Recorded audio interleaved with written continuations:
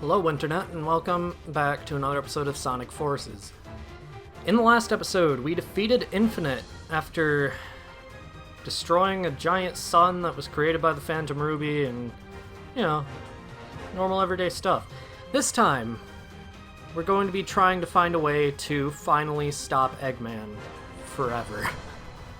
Starting with this. By far one of the hardest levels in the game, and one of the worst design levels in the game in my opinion, but whatever. That depends on your opinions. Whatever, let's start.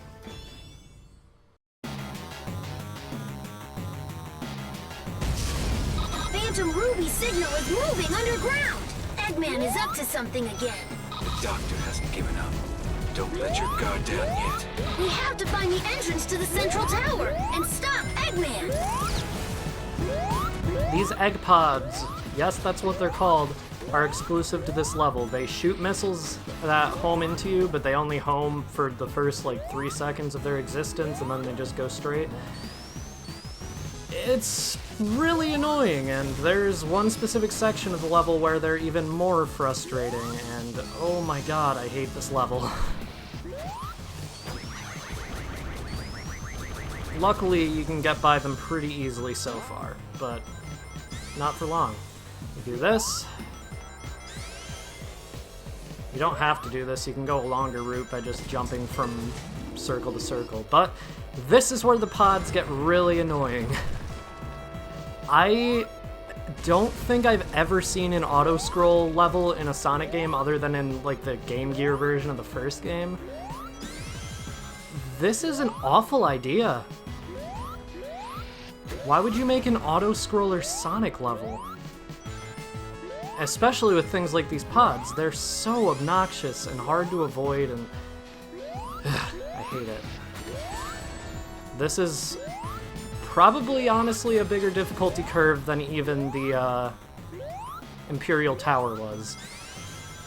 And that was a difficulty spike. Okay! That was my fault, honestly. But yeah, it's a terrible idea to make an auto-scroller Sonic level. It's a game about going fast, and you can say no it's not all you want, but that's literally how they marketed the first game, the second game, the third game, probably Sonic Adventure. Definitely probably Sonic Adventure 2, because, there was some speed in that game. Sonic is about going fast, and you can't do it here because it's an auto-scroller, and you have to be careful to avoid getting hit by those missiles because you are unlikely to be able to keep a shield all the way up to this point.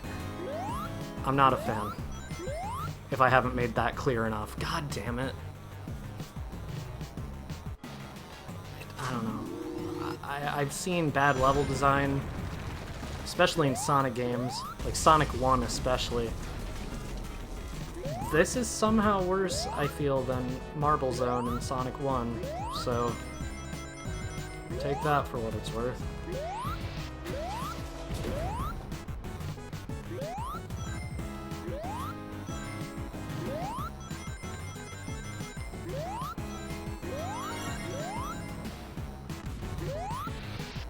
God!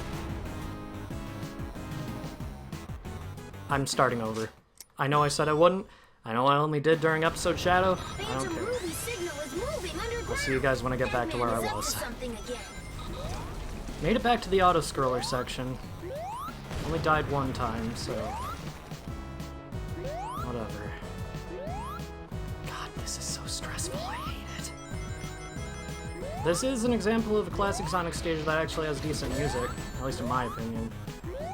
Definitely not the best, but it's not awful, so go ahead and listen if I don't die right here.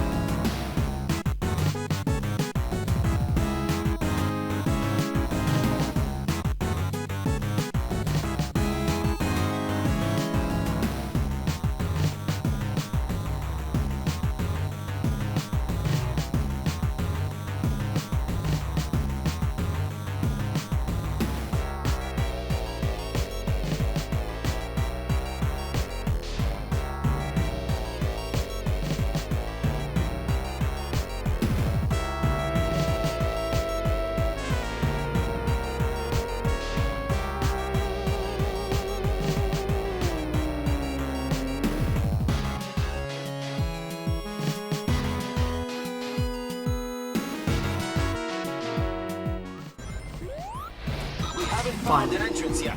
No luck here either. All this searching and still nothing? My money's on the area the other Sonic is searching. Okay. Finally made it. Yeah, there might be an issue with a game when it peaks in difficulty on the 28th level instead of the 30th, because this is the hardest level in the game. There's no denying that at all. I don't think anybody would. And that's coming from someone who actually likes the way classic Sonic controls in this game, so... Great. Looks like we can get in through that passage. Hold on. I'll send in reinforcements right away. Wow! Team Sonics is so dreamy. That's another example of awful level design surrounding classic Sonic. It is impossible to make it to the signpost without, jumping at the very end there.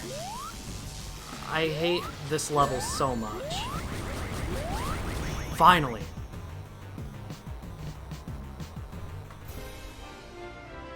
"10 minutes. It should never take 10 minutes to beat a Sonic level, and like at least 3 of those minutes are required because of the auto-scrolling section. Fuck. Again, off screen, I will get the S rank. Whatever.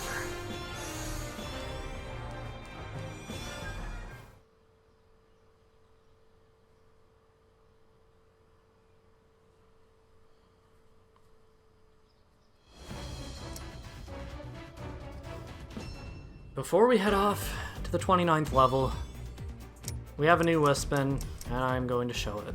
Hover. I'm not going to edit appearance for the avatar. Let's head to Final Judgment. A Phantom Ruby signal is headed for the reactor. You have to hurry. The reactor's in the innermost part of the fortress. But the defense system is too tough to break through by normal means. Good thing we're not normal. We'll find a way through. This level has incredible music.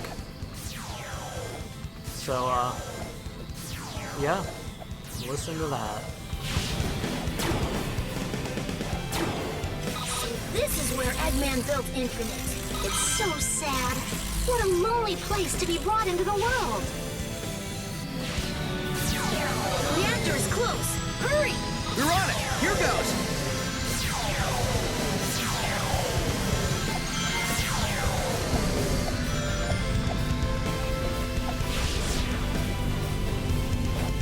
Well, I'll be. They made it. And then that cuts away for some generic techno music, of course. Why wouldn't it? Feel better once we blow this thing to Hover blows enemies away. As soon as they hit into these things that you need to destroy the reactor blows up. Unfortunately, there's only 2 sets of enemies here, so we're going to have to take care of the last one ourselves. You can home attack into it, but it does get a force field from time to time. If you use the flamethrower, you can get rid of it extremely quickly using a Wispin. The Hover Wispin can't do any damage to it, so yeah. Homing wire attacks are your best friends. Pretty thrilling, huh, partner? Time to head back. Everyone's waiting for us. Double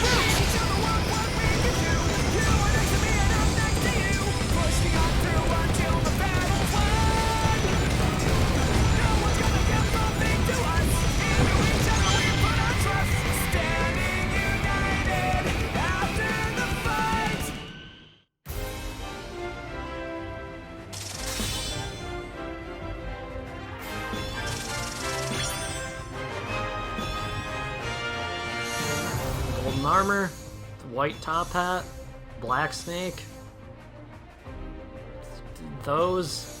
That.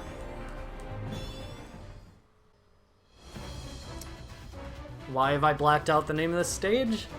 Because it completely spoils what the last enemy obstacle in the game is.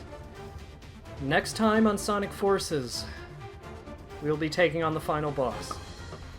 Sorry if this episode was only like 5 to 9 minutes because of the montage section of the Iron Fortress, but I'm going to go ahead and get myself the rest of the S ranks before I take on the final boss, so I have to end the episode here. See you guys then.